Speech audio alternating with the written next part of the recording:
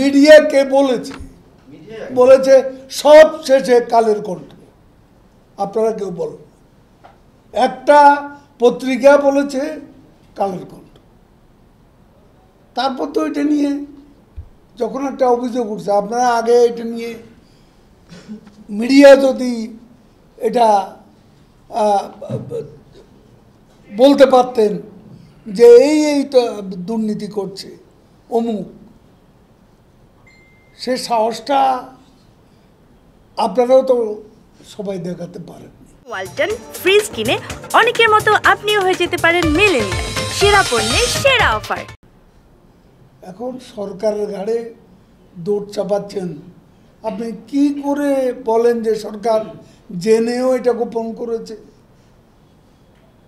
How can you conclude like this? এটা আপনি পারেন না বলতে। আমি একটা কথাই বলেছি, সরকার এখানে দুর্নীতি কারো অভিযোগ প্রমাণিত হওয়ার পর কাউকে ইম্পিউনিটি না, এখন কি উনি না থাকলে কি বিচার হবে না? যা তারেক রহমান বাইরে আছে বলে কি ট্যাক্সি পেশনের মামলা হয়নি, সেটা রায় হয়নি, এবং একসময় তাকে আসতে হবে।